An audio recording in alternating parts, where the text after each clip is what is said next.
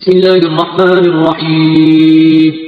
الرحمن علم القرآن خلق الإنسان علمه البيان. الشمس والقمر بحسبان والنجم والشجر يسجدان والسماء رفعها ووضع الميزان ألا تطغوا في الميزان وأقيموا الوزن بالقسط ولا تخسروا الميزان. والأرض وضعها للأنام فيها فاكهة والنخل ذات الأكمام والحب ذو العصف والريحان. فبأي آلاء ربكما تكذبان؟ خلق الإنسان من صلصال كالفخار وخلق الجان من مارج من نار.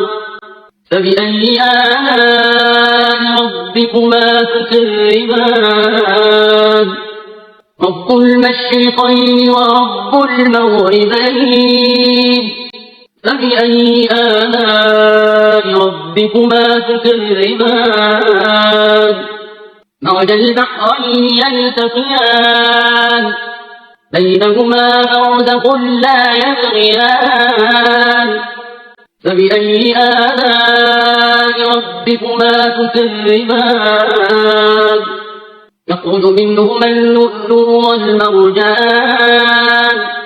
فبأي آلاء ربكما تكذبان؟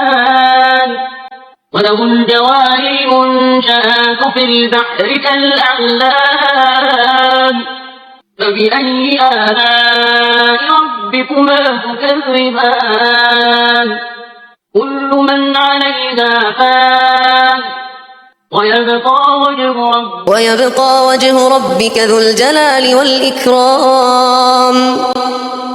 فبأي آلاء ربكما تكذبان؟ يسأله من في السماوات والأرض كل يوم هو في شأن. فبأي آلاء ربكما تكذبان؟ سنفرغ لكم أيها الثقلان. فبأي آلاء ربكما تكذبان؟ يا معشر الجن والإنس إن استطعتم أن تنفذوا من أقطار السماوات والأرض فانفذوا لا تنفذون إلا بسلطان. فبأي آلاء ربكما تكذبان؟ يرسل عليكما شواظ من نار ونحاس فلا تنتصران. فبأي آلاء ربكما تكذبان؟ فإذا انشقت السماء فكانت وردة كالدهان. فبأي آلاء ربكما تكذبان؟ فيومئذ لا يسأل عن ذنبه إنس ولا جان. فبأي آلاء ربكما تكذبان؟ يعرف المجرمون بسيماهم فيؤخذ بالنواصي والأقدام. فبأي آلاء ربكما تكذبان؟ هذه جهنم التي يكذب بها المجرمون يطوفون بينها وبين حميم آن. فبأي آلاء ربكما تكذبان؟ ولمن خاف مقام ربه جنتان. فبأي آلاء ربكما تكذبان؟ ذواتا أفنان. فبأي آلاء ربكما تكذبان؟ فيهما عينان تجريان.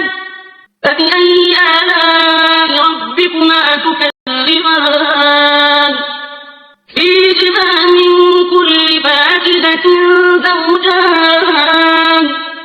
فبأي آلاء ربكما ربكما تكذبان متكئين على فرش بطائنها من استبرق وجنى الجنتين دان فبأي آلاء ربكما تكذبان فيهن قاصرات الطرف لم يطمثهن إنس قبلهم ولا جان فبأي آلاء ربكما تكذبان كأنهن الياقوت والمرجان فبأي آلاء ربكما تكذبان هل جزاء الإحسان إلا الإحسان فبأي آلاء ربكما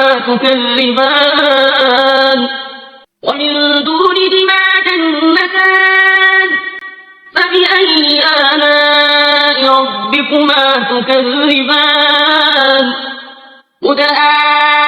مدهامتان فبأي آلاء ربكما تكذبان فيهما عينان نضاختان فبأي آلاء ربكما تكذبان فيهما فاكهة ونخل ورمان فبأي آلاء ربكما تكذبان فيهن خيرات حسان فبأي آلاء ربكما تكذبان حور مقصورات في الخيام فبأي آلاء ربكما تكذبان لم يطمثهن إنس قبلهم ولا جان فبأي آلاء ربكما